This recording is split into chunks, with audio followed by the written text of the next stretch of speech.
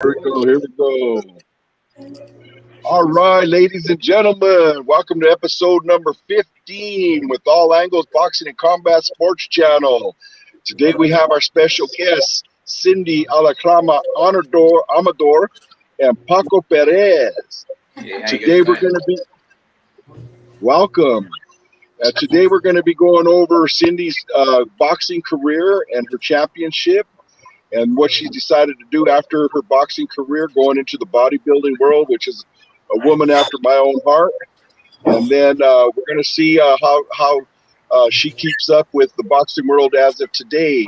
And I'm going to turn it over to our co-host, Cesar Garcia. How about it, Cesar? Hey, how's it going, everybody? I'm just excited to be here again. I love doing these shows every Sunday.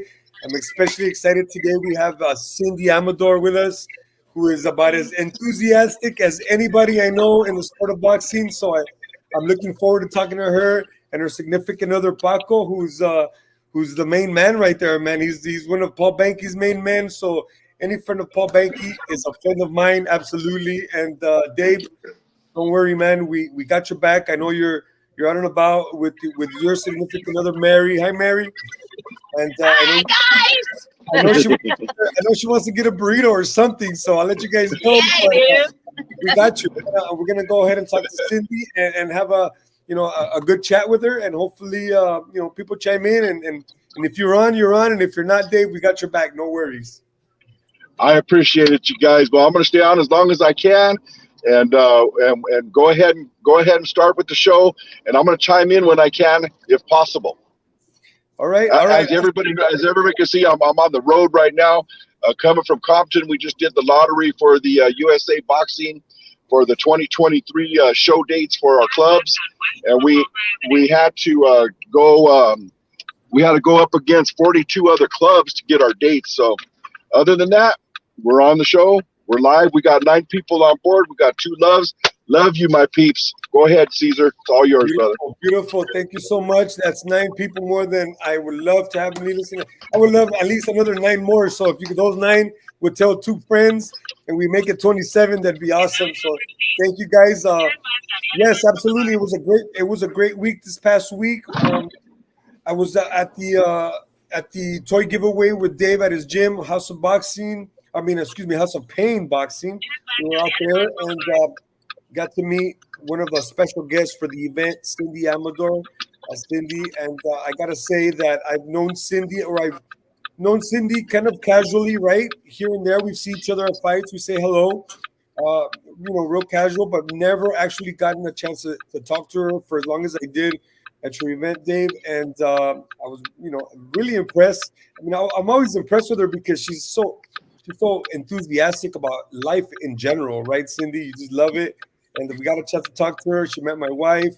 She's a great person, and it was a real honor to speak to. I always get to know a champion, and I got to know a champion on Sunday, and I'm really looking forward to talking to you today, Sindy. Welcome to the show.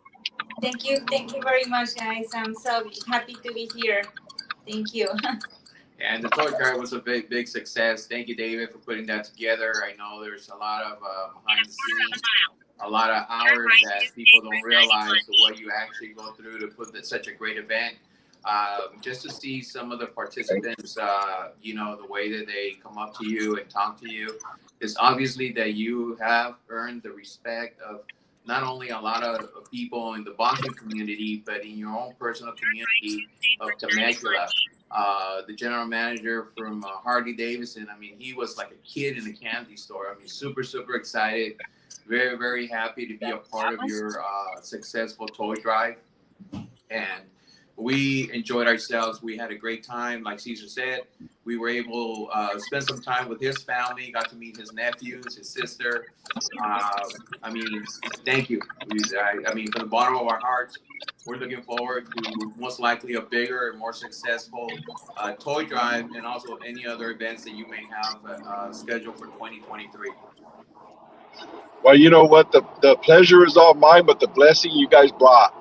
And it's everybody that makes it all the same together. That's why we do what we do, because It is not about I, me, or self. It's always about us and we and us as a team and just the community, whether it's the boxing community, the hometown community.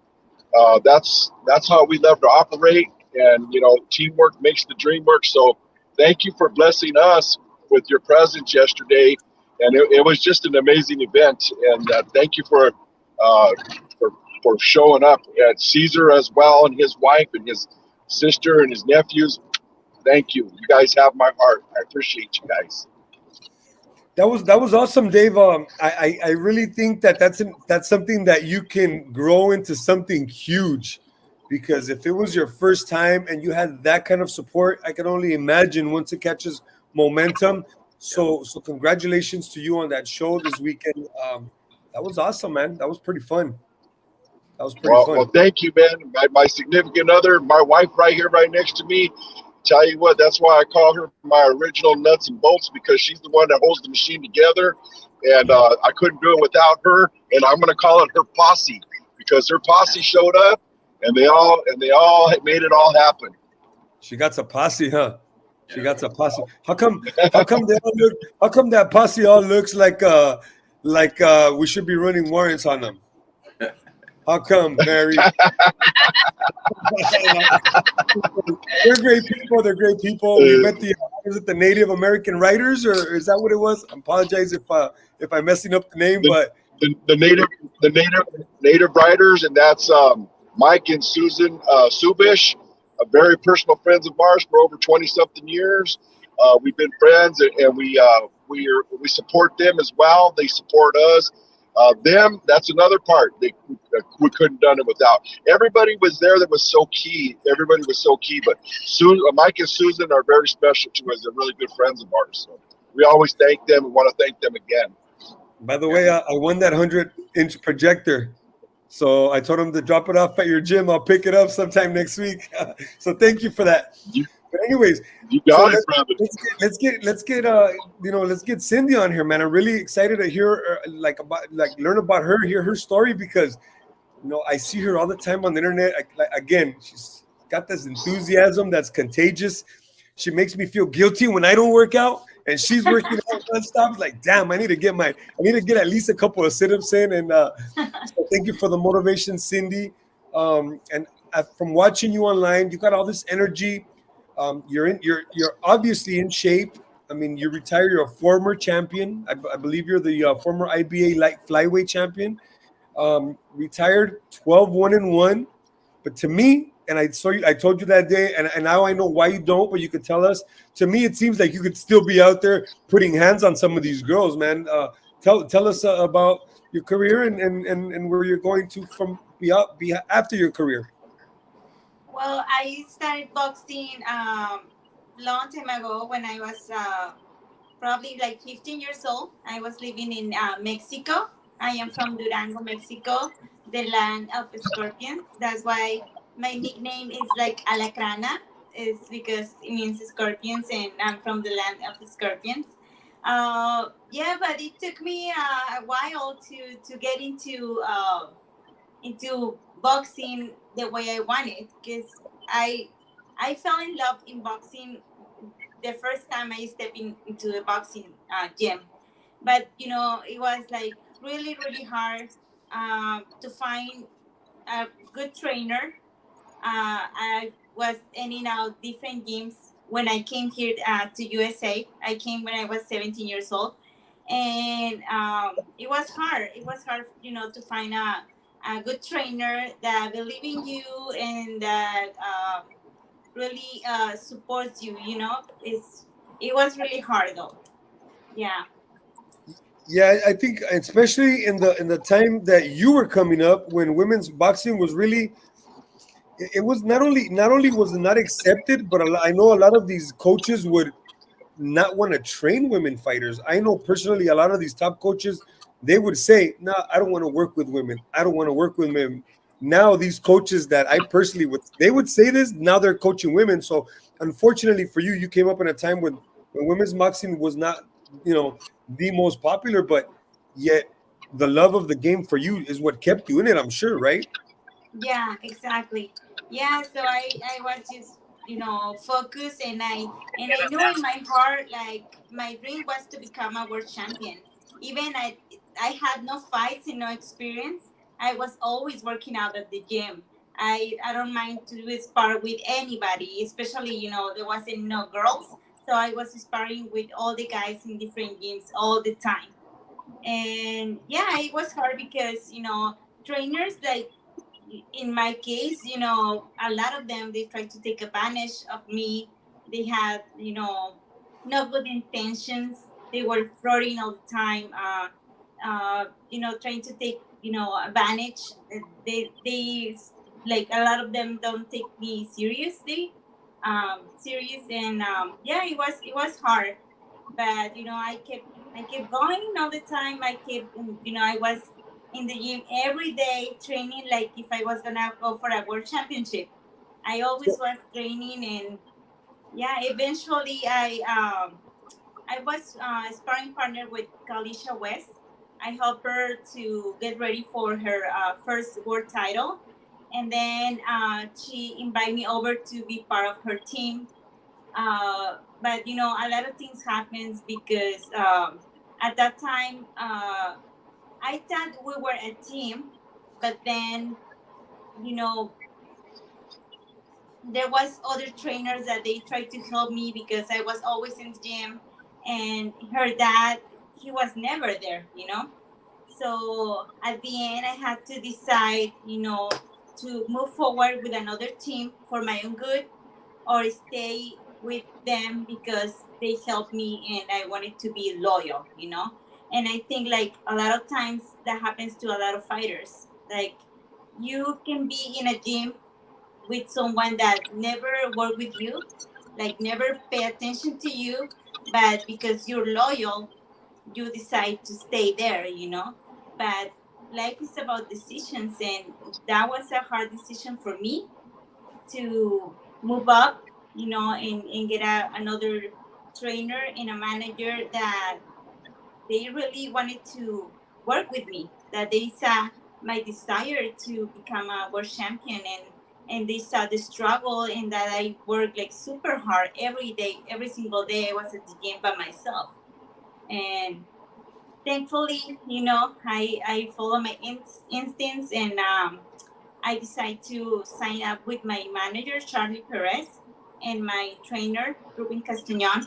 I train out of Riverside at Capital Punishment Boxing Gym.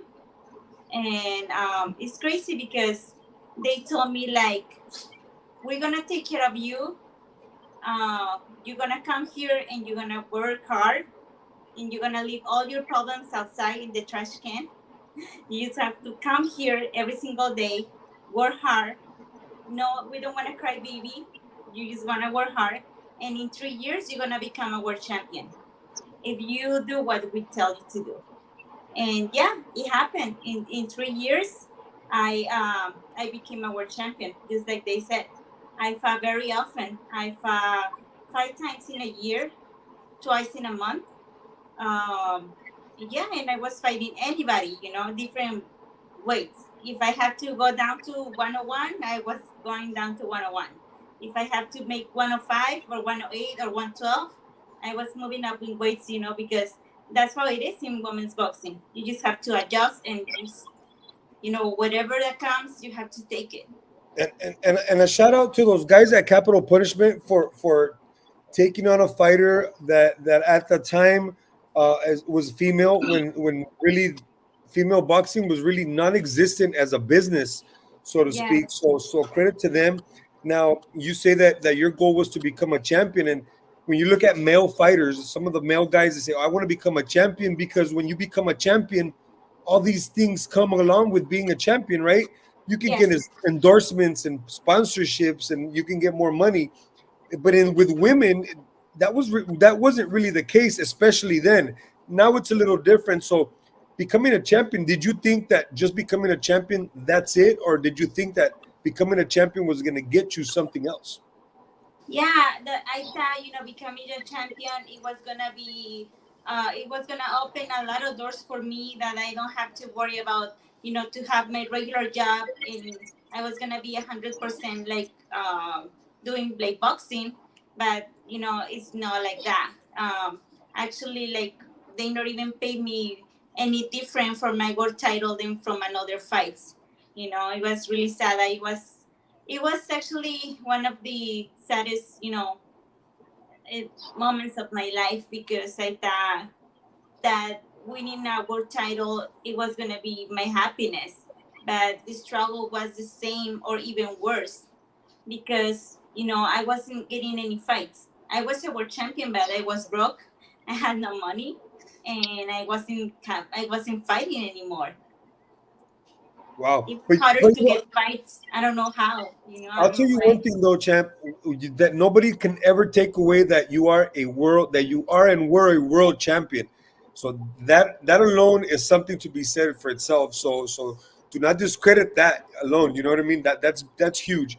So yeah, unfortunately, the timing was. You know how they say timing is Yeah. everything.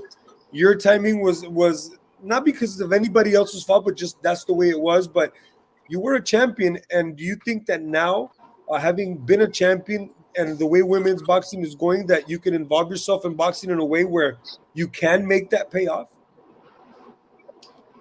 Probably, I'm hoping maybe in doing another role in boxing, but as a fighter, like I can fight anymore. I wish I could continue, but sadly, I had to retire because I suffered an eye injury right before I was going for another title. I was moving up division, and if I was ready, it was going to be televised. I was gonna finally get good money, and my eye injury stopped me. I had to go to the hospital by emergency because my retina was like almost totally detached, and the procedure it wasn't good, so I have to follow up with like another 5 more procedures, and until they told me like there's nothing else to do, but you cannot fight no more. So it was very, very sad for me. If it wasn't for that, would you still be fighting? Obviously, yeah, I I think you will. would. I I think you would. think I think probably I'll be like world champion in different divisions actually. Yeah. Nice. Yeah, I think I so see too. it. I think so too. And, I and I believe didn't I know that. believe that would have happened. Yeah, I I see didn't it. know about your eye I injury. believe that would have happened. Yeah, because I always see you on the internet. I'm thinking like, man, why doesn't this girl still fight? She looks in spectacular shape, like she can still throw down. But now I know why, unfortunately. But I mean, bad things happen, but there's always a silver lining. There's always a good thing that can come out of it, right? And I Yes. can see that you're actually doing the best with your career and with yourself that you can now. And I want to we'll talk about that, about your bodybuilding career in the future, of what you want to do in boxing in a minute. But I know that Dave wants to get to the shout outs. Dave, do you have any shout outs you want to send out? I know you're getting them off the top of your head, but shoot them, brother, shoot them. Well, first of all, I want to thank my niece first. She goes by Love Romero. She's a big fan of ours. She's always on the show. She missed last week because she had to travel back home from San Bernardino up to the desert. So shout out to you, Lita. We love you. Thank you. We got Paul Banky on board. Shout out to BoxFam. Shout out to Sean Fitzgerald for always being on board. Um, let's see here if I can see what we got here. We got Jaime Cantu, and then he's got, you can see right there what Jaime says right there. I just scrolled it there.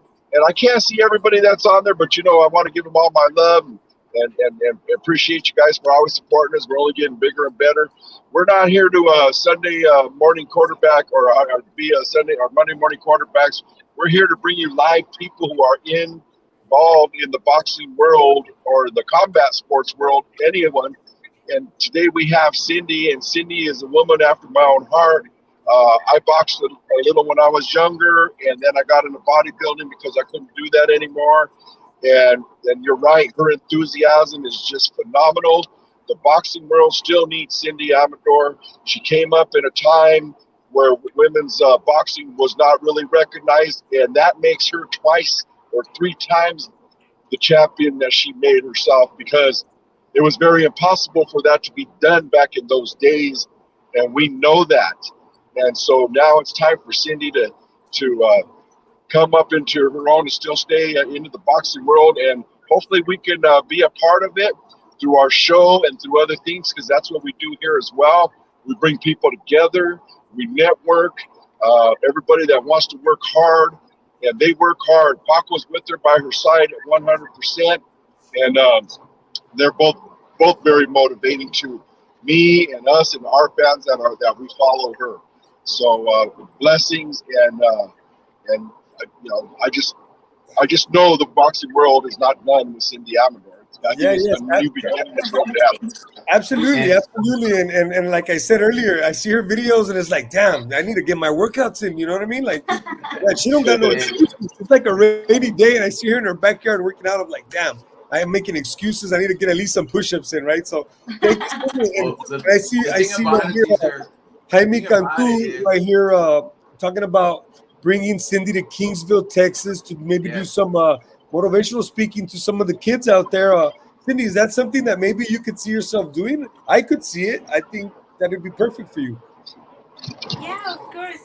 I'm a little shy, but whatever that helps, the kids, that whatever that I can provide to them and motivate them. Of course, I didn't have an easy life. I know a lot of guys and little kids. They have a lot of issues, family issues, and I think boxing is a beautiful sport that you can just go there and just forget about your problems, forget about your hard life, and actually become someone better, stronger. Of course, you see life different. Boxing not only teach you about, compete and how to fight, but it teaches you a lot of life, a lot about life. Yeah. And the thing about it too, Caesar, I mean, you touched on it. I always remind her that title, no one's going to take it away. And I was unfortunate that I never got to see her fight live. But when we go out to these events, these local events, whether it be Orange County, Montebello, I mean, wherever we go, we always run into people that got to see her fight. And when they see her, it's like watching her all over again. I always tell her, I always love to see people's expressions when they talk to her. They always talk about every fight that they saw her was nothing but 100% action-packed, a lot of excitement, a lot of formal boxers that we run into. They even say that when they found out that she was fighting, if they were not on the card, they always try to be there because they knew it was going to be a great night of action, and a lot of, most of the times people have said that most of her fights were pretty much considered the fight of the night, because she's been world champion, different divisions. Yes, absolutely. And that's, like I told her, that's something no one's going to take away from you. That's the respect you've earned, and people love you for it. Jaime Cantun, great family, great individual out there in Kingsville, Texas, has a great program. Man, I would say you guys are identical. He puts so much into his community and giving back to the kids that, it's hard to describe the difference between you, Dave, and Jaime Cantun. And of course, we would love to come down to Kingsville and talk to them. Hospitality, like second to none. Super great family. We'll love to. We'll make plans this year to go visit them for sure. That's awesome. That's awesome. And I want to say that I am lucky enough to have seen Sindy fight. She actually fought a friend of mine that she beat, an MMA fighter, Jessica Panay, who was a former Black House fighter, and she beat her. And I think I saw her win at a split decision, a close fight at the DoubleTree.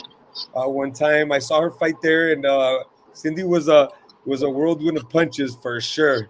Just like her attitude, that's how she fights in the ring, or she used to fight in the ring. So they were good fights, absolutely. So Sindy, so besides the boxing, tell us now. We see that you're in shape. You probably look like you're in better shape than when you used to box. Now that you're doing your bodybuilding, tell us about that and how far do you want to take that? Well, the bodybuilding, that was something that I always wanted to do since I was active in boxing. Because every time, for the weigh-ins, my body looks like a bodybuilder. Everybody was telling me, and in my mind was like, oh, that's something I can maybe do in the future when I retire from boxing. But it took me a while to find the right coach, the right team, because it's not easy. It's not easy. The same thing, like a lot of people underestimate you a lot of times, and it's really hard to find the right people that believes in you and guide you the way it should be. So thankfully, I have a friend that I worked out with her before, and she got into the bodybuilding, and she got me into it. And in 8 weeks, I compete. Eight All weeks. these years thinking about it and hesitating, and I just put my mind into it, and in 8 weeks I compete, and I won a fifth and first place, the first show, and then I did the second show back to back, and I won first place on both divisions. So I'm very very happy about that.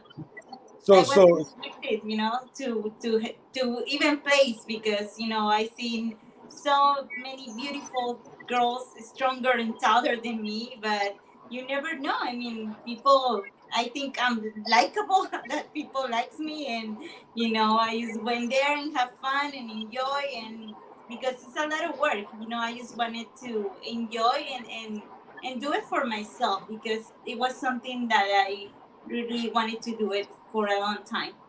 kind of like women's boxing, right? I mean, once you become the best, there's really nothing other than becoming saying that you were the best because there's nothing that comes with it, right? I mean, you're doing this because you love to do it. Yes, Okay, exactly. but I always see you around the boxing scene too, and I'm sure that you love to be around the boxing scene. Do you see yourself being in the boxing business in some form or fashion? I know you're around, but I've never seen you actually do anything as far as the business goes. How do you see yourself involved in boxing in the future, or do you? Yeah, well, I kind of, I worked with David Avila in Hmm. 2016. I was just writing some articles for female boxing and for the fighters. So I saw, the good, the bad, and the ugly of boxing. And it's a beautiful sport, but at the same time, is for a Ugly, fighter, ugly business. it's Ugly just business. different. It's like you see things that you never thought that you could see, and uh, the image that you have from people, it could change a little. Uh, in and at the same time, I love the boxing world. I have met beautiful people like you guys, like David, like I can name a lot of people that is family to me. So yeah, probably I can just you know find myself doing something in boxing, but at this time I don't know exactly what I could do. Pretty much keeping our options open right now to see what's coming up. I know women's boxing right now is growing rapidly. Um, we've been up to Pacifica up in San Francisco with um, Blanca, Lupe. Blanca and Lupe up there, Gutierrez, beautiful brawlers. They have a great program where they support all the amateurs, girls that go into the all the way up to the Olympic team. Great program. I know that we talked to Librado Andrade back in October at the Women's Hall of Fame in Vegas, and he has a great thing going on for them. Promoting girls from Mexico right now, taking them and giving them exposure up in Canada and making that grow. And I know that's one of the things that he wants to bring here to the United States as well. So the opportunities are there. We just have to, be patient and see what doors open up and which are the ones that really make sense to us, what direction to go to, and how to do it. Yeah. Well, I'm really impressed with Librado Andrade and what he's doing with Adelita down in Mexico and up to Canada. I know he will be here, and we're supposed to have Librado on our show next week. God willing, everything will fall in place for all of us. And I'd like to invite you guys back on the show when we have him on. I know it's going to be Christmas Day for us. They celebrate Christmas a day early, so that's why he wanted that Sunday show. So we'll see if we can make it happen. But one way or another, I want to get us all together on the same screen, and I really want to work on vibrato and see exactly where he is at with Adelita, because man, that guy does not sleep. That guy is pushing Adelita. I push Adelita. Anytime he puts a post up, I push it. And I know Cindy, and I feel that, hopefully we could, all get together. And who knows what can happen. Something's going to come of something down the line for you guys, no matter what in this boxing world. And hopefully we could be a help. Hey, Cindy, I got a question. I'm just curious. Like if you were able to fight, would you be interested? Would MMA interest you? Would you have been down to fight some MMA? I probably would. I was working with one of my friends. He owns a MMA gym in Riverside, and I was helping, them with the boxing actually. What's the And gym? What's the gym? Give them a plug. A quick little plug. the gym is called Team Ironman MMA. Okay. Team Ironman, and shout out to them. Yeah, it's something that I would try. Of why not? But it's hard. It's hard because there. After my class, I stayed to Muay Thai, and it was hard because I'm all hands, but kicks is something else. And then there's so many arts together: jiu-jitsu, wrestling, and it's just hard to pick everything. It's a beautiful sport as well. But it's just totally different than boxing. I But could tell. for I good could. money, if I gonna, it's, why not? I could totally Sorry, see. the I could totally boxing. see you being in MMA and being pretty good at it. I I could see think so too, especially because I would use my boxing uh, for my advantage, against all those girls, and I'll be probably like the flyweight division, I believe. So I think I'll be good. I seen Marlene Esparza. No, Marlene Esparza is boxing. There's another Her MMA sister. fighter. Is Yeah, it? yeah, She yeah. has a sister. It's Esparza also. It's Oh, is also it Esparza Esparza. also? Yeah. No, the other girl's Yes. Esparza. Oh man, what's her name? She's a champion right now. Yeah, Oh my I believe it's her sister. No? Yeah, I thought it was her sister. No, they're not. They're not Yeah. sisters. They're not sisters. Oh, Yeah, yeah, yeah. She's not, Toronto. her name is on the tip of my tongue. Yeah. At the very least, I'll look it up. At the very least, and act like I remember. You know what I mean? You know how it goes. But Well, no, I Carla. I think Carla Esparza. Esparza. Yeah. Yeah. Yeah. so. Did you ever? Oh well, I mean, when was the last time you actually got into the ring and threw down? I mean, I know your eye's not good, but can you spar? Can you do anything? No, No, I it's a don't done want to deal, huh? risk. Man, I was just telling Paco this weekend. Oscar Negrete, who's a fighter that I managed, he fought like that for the last 3 fights of his career, and every time he would have to fight, he would have to get approved and get cleared by the commission. So he did, but his last fight against Ronnie Rios, he lost it, and he fought that fight the whole time. He told me that he was thinking about his eye. So I can Wow. only imagine fighting, thinking about your eyes. Like, why even do You it? can So focus that way. yeah, you can't. So Yeah. he retired. I'm glad he retired, and I think it was a smart move. But you must have been pretty good, Cindy, because your nose is straight. You know I what I know mean? it's When you're a crazy. bad fighter, it's crooked.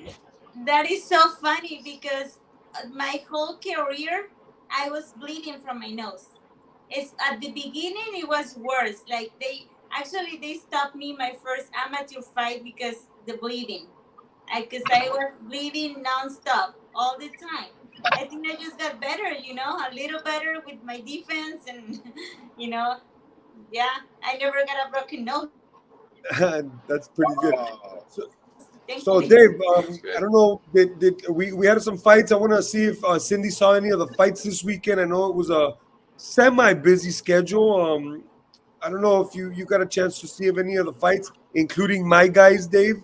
Um, were you But, were you? we try to tune into your guys on Friday, and we caught a glimpse of what was happening there, and it looked like there was a lot of it looked like it was a vinyl canvas, and they had a lot of issues. I know with that water over there. I saw that. And then last night, unfortunately, I got to tell you, we were at the gym until about 6 or 7 o'clock, still cleaning up and finishing things up.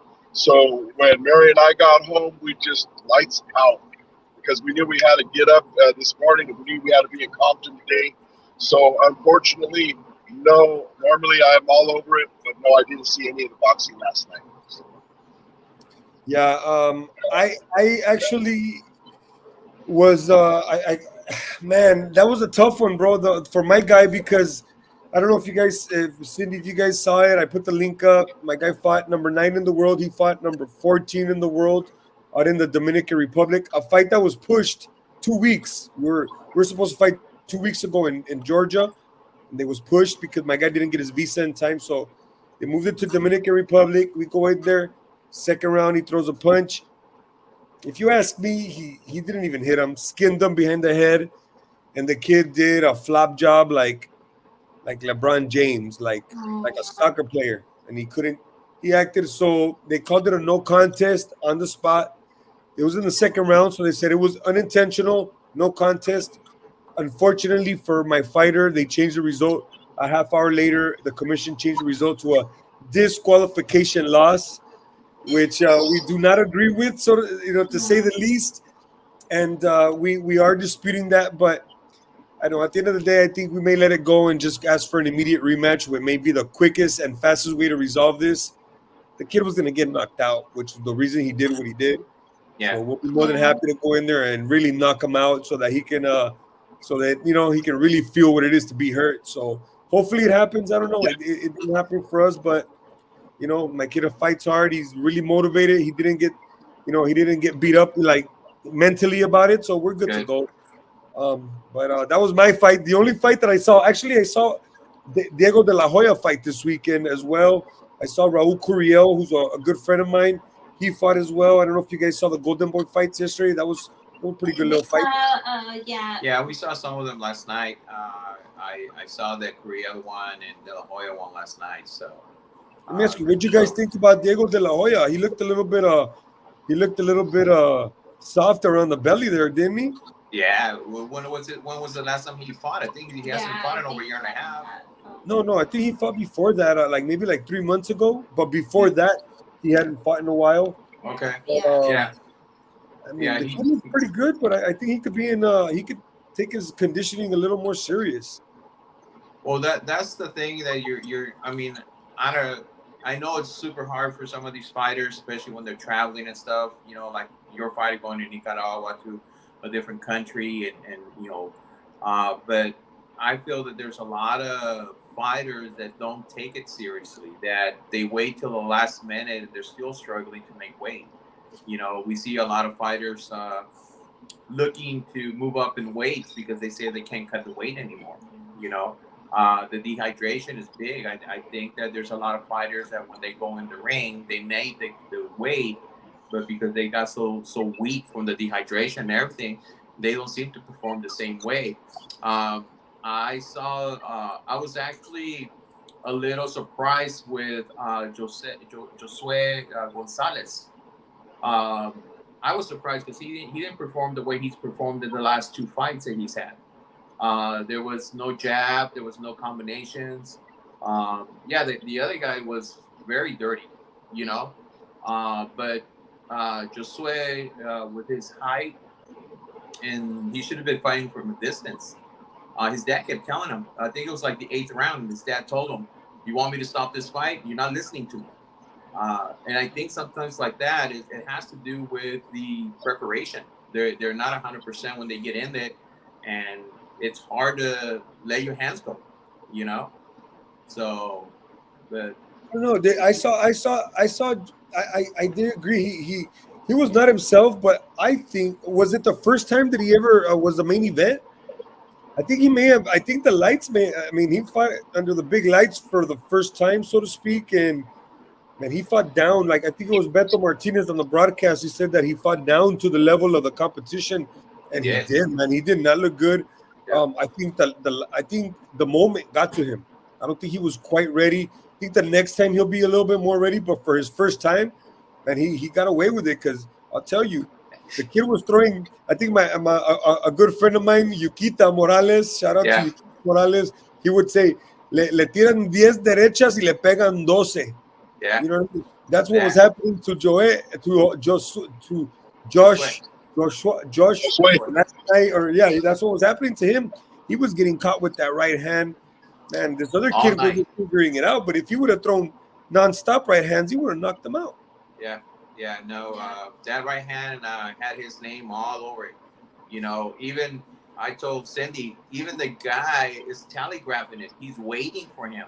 He's cocking it. He's getting sideways. He's cocking it, and here he comes, and it's boom. Yeah. You know, didn't. You're right. He threw 10, and 12 of them landed. You know. I can't take credit for that line. I can't take credit for that line. No, but that's very, very true there. You know, I like both of them. I follow them, you know, for several years, especially Joet. But, you know, like his dad told him, you're not listening to me. You want me to stop the fight, you know, and especially after you got the nasty cut, you know, it was pretty bad. What do you think, Dave? You're a coach. What do you think when you're in the corner and you're talking to your fighter and you're telling him what to do? You're telling him, I mean, it's obvious the whole world is seeing it, but yet you're telling him, but yet he's not doing it. I mean, how frustrating is that? And what can you do to get that message across? You know what? I've been on both ends, and it's very frustrating for for the coach to see it, and them not do what you're asking them to do to what you see. So the frustration level really comes in more to me when it's the seasoning. How often have they been in the ring? How much are they sparring a lot? If they're sparring a lot, and how many times are they traveling? I'm going to tell you something. I take my boxers, and there's a lot of boxers out there too. I always travel to spar. I don't let my boxers get complacent. Our boxers in the gym get complacent, except for the amateurs, it's different. But my pro, I never ever let them get comfortable at home. Now, everywhere we go, it seems like all the coaches and all their boxers are comfortable, always wanted us to go to them.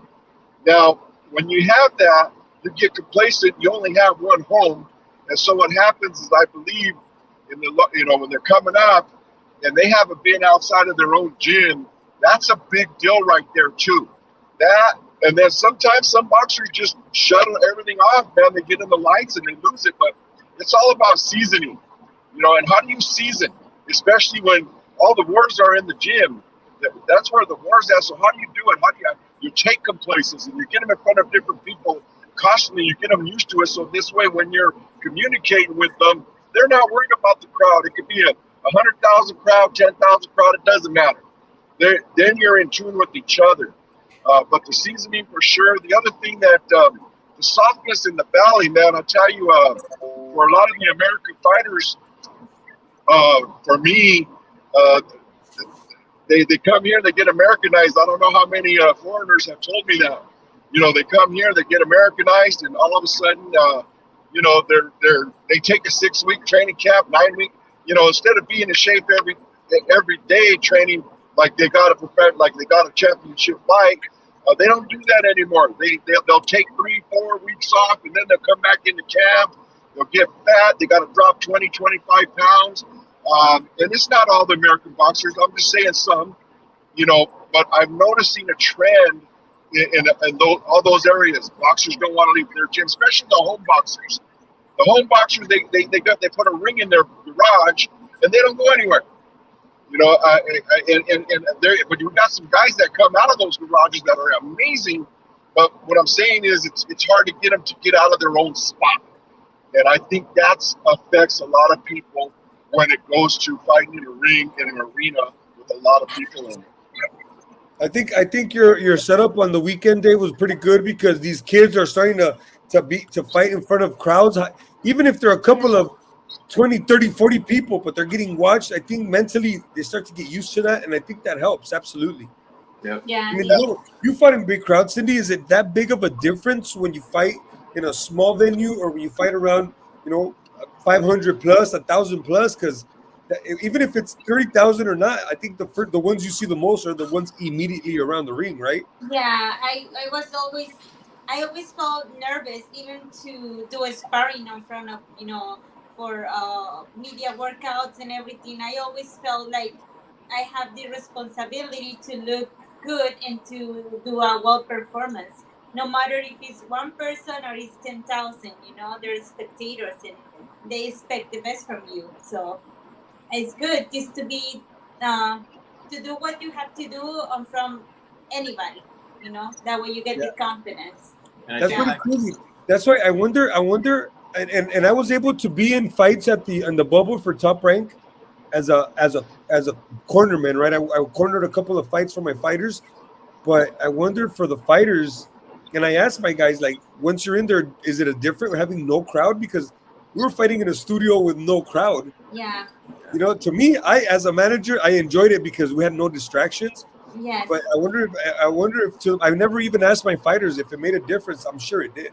sure, Yeah. sure. Probably because like it's crazy because you hear a lot of noise, but for some reason I always heard my trainer and my closest friends cheering for me and listening. Especially like one of my sisters, she always come to the wrong corner and start screaming at me, "You are stronger! Beat it up! Come on!" She And was your hype that man. motivates you. It's crazy, You feed off the crowd sometimes. Yeah. But like what David was saying also about traveling and going to different gyms and all that. Cindy tells me about back in the day because there was no female fighters or anything like that. She did a lot of traveling herself. Big gyms, small gyms. I mean, Azusa, Duarte. I mean, Hollywood. I mean, all over the place. Yeah. Fontana, all the local gyms here in the Inland Empire and stuff like that. So that way she could get her rounds and get people to, help her out, get prepared for the fight. Most of your sparring was male sparring, right, Cindy? Yes, always, Do you think that helped you in the long run, or? it depends, because obviously a man is going to be always stronger than a woman. But at the same time, it's not about being strong, it's about the skills, and I have some very good sparring partners, uh, guys that help me out, for my preparation and for before my fights. One of them, sadly, he passed away. Danny Gonzalez. He was signed for. I know Danny. I Oh, was you gonna know be. Danny, I was. right? Danny was gonna. He stayed a couple nights at my house. That's We were talking about becoming his manager before he signed with Mayweather. So I didn't know you sparred with Danny. He was really good. He Super was good. my sparring partner for a lot of fights. Yeah, and even he was little kid. He was super fast, very smart. I always told him like he was a combination of Manny Pacquiao and Mayweather because he was so fast.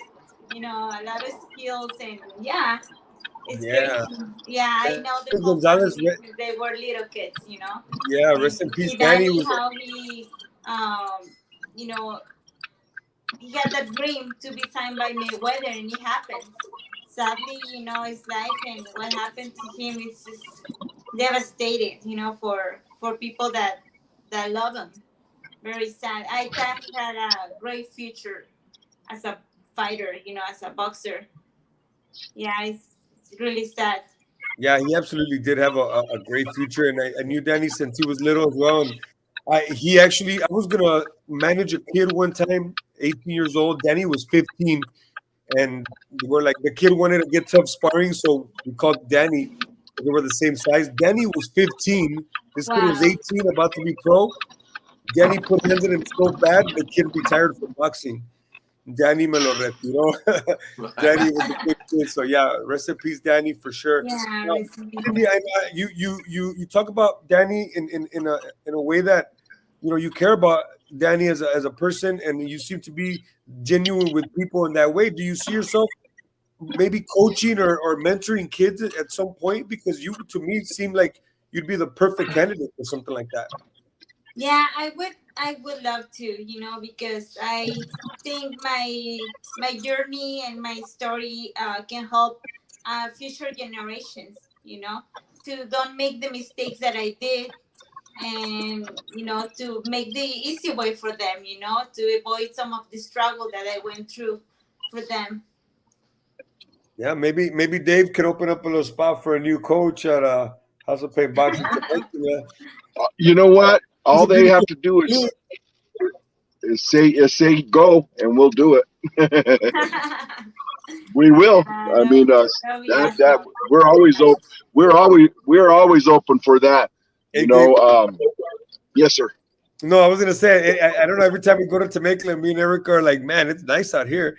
Man, it's nice out here. I think we're getting closer and closer to making that move. I don't know. Yes, Yeah. I think you hurried. And Mary says, you better hurry. Yeah, yeah. But No. yeah. Well, you know what? I'm a believer in opportunity. I'm a believer in hardworking people.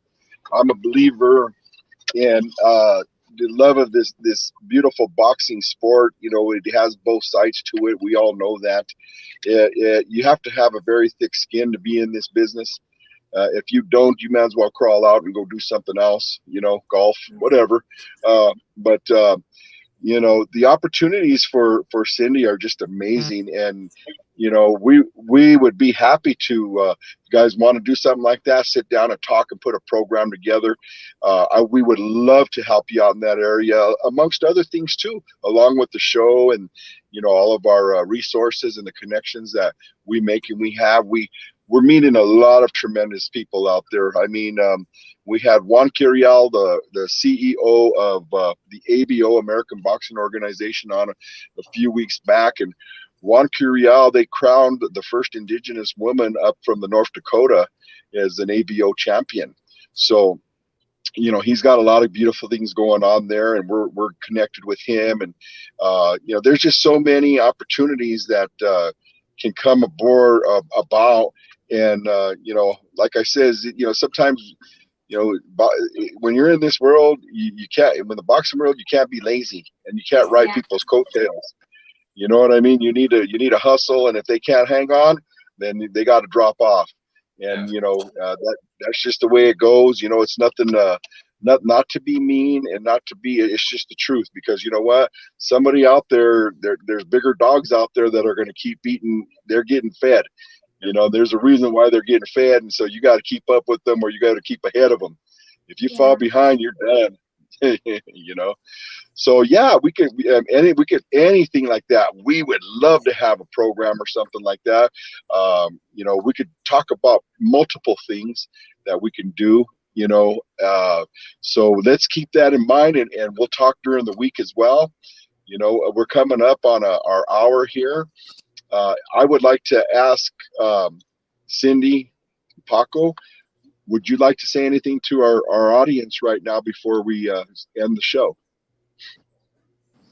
Well, I just want to thank everyone, everybody that is keep in touch with me, that I still having fans, even I retired like a long time ago. I appreciate all the people that loves me and supports me. I thank every single one of you, and I'm sending, love and blessings and happy holidays and the best for this 2023. Now it's boxing, like you said, David. It's beautiful. There's a lot of great people still in the boxing community. We have been very, very fortunate to be able to have relationships and get a chance to meet and talk to, Caesar. The first time I met you at the DoubleTree, you were nothing but just honest and sincere. I appreciate you. David, likewise, you've been nothing but very, very humble with us, open up your doors and everything. We appreciate it. There's a lot of great people out there. Paul Banky, he's my brother. We just lost Alfred Godinez, a great part of our little box family that we had going and trying to, Paul loves to go to these events and talk to people, take pictures and interviews and just post it out there. But yeah, it's been great. You have, Stacks, Fitzgerald, Sean. I mean, we could go on and on and on. It's just great. Again, like Cindy said, just want to thank everyone for 2022. Want to wish everyone the best for the upcoming year, 2023, which I do see a lot of positive things coming up, and I do believe it's going to be a very, very good year, a turnaround year for a lot of people, and we just want to be a part of it. Yeah, our doors are open. I mean, we have an open mind, and anything, any help, any pointers, we're open to that. Cindy's new journey into fitness, we're going into it. We're going to go see where it leads us. She still puts in 110% into it as if she was training for a world title. Her coach was actually surprised the first competition because she wanted her to wait another month because she wanted her to spend more time. But, after she saw the results that Cindy got after hard work, she was very, very impressed with her. So I think that there's a future for her there, and we're just going to go and put it in God's hands and see where we end up. Well, I believe you're right. I believe 2023 is going to be a beautiful year for everybody that's on this screen right now and everybody that's involved with us. Caesar, let's go with you. Any last words? Yes, absolutely. It goes without saying that the business of boxing can be very, ugly and it can be very ruthless. But that's a small part of boxing. There's a huge part of boxing that involves people such as Cindy and Paco. They're great people. You get to meet all these people in boxing. You get to know them. You get to say that world champions and you get to talk to them and get to know what they're thinking. And Cindy, I want to say thank you to you for allowing us into your life this little bit and actually a lot more than we expect, because you're on the internet, you're motivating us, you motivate people like myself to stay working out. So Thank you. videos coming, we really appreciate it. And hopefully that regardless of like we said again, the business, that you stay involved. We want you to be part of it, and we look forward to seeing your bodybuilding career take off. Absolutely. And hopefully you'll become a part of our show more often, and we can get you on here and get those vibes, those positive vibes and positive energy going, and hopefully then we become you become a part of our family here on the show, and look forward to speaking to you again. And guys, thank you again for making me a part of the show, Dave. I want to say Merry Christmas to everybody, to all the viewers. A special shout out to a lady by the name of Tina, which I met this weekend, who recognized me from the show. She said, I recognize you from the show. You're Caesar. So a shout out to Tina. Thank you so much for watching us. And to everybody out there that watches every weekend. I can't see all the names because there's a couple of channels we're on. I don't see them all. But for sure, I know Jerry Salinas is on. He backs up Black House Boxing all the time. Paul Banky, without a doubt. That guy, he's my man. He calls me out of the blue just to see how I'm doing. And so thank you to Paul and Dave. Much love to you and Mary for allowing me to be part of the show. And thank you for having us this weekend. And look forward, to a coming year. I know we still got another show before the year's up, but I want to say I look forward to next year, and Merry Christmas to everybody out there. Well, thank you, Caesar. Caesar's got my back all the time, and I want to thank you guys for being on the show again. This isn't your last time. Like I said, we're going to set it up with Librado, and then we're going to go from there. But I want to take this last minute here to continue to ask everybody to keep Big Serge Estrada, Ana Estrada in prayer. They're fighting the fight of their lives. They're battling. Even today, they had some issues, and that's the only reason our brother isn't with us, and we understand that. So we back him up regardless, no matter what, where he's at, where they have to go, what they have to do, and we're going to continue to pray for them that they get a hold of this and they kick this cancer in the butt and kick it out of their lives. So a big prayers and shout out to the Estrada family. Much love. And for that, I will say again, boxing saves more lives than it'll ever take. And if you want to do it, there ain't nothing to it but to do it. So we'll see you guys all later. Happy holidays and Merry Happy Christmas. holidays, guys. Thank you. See you guys. Take care, guys. Take Good night. care. Bye bye. All right. Bye-bye. Bye-bye. Love you guys. Love you too. Thank you.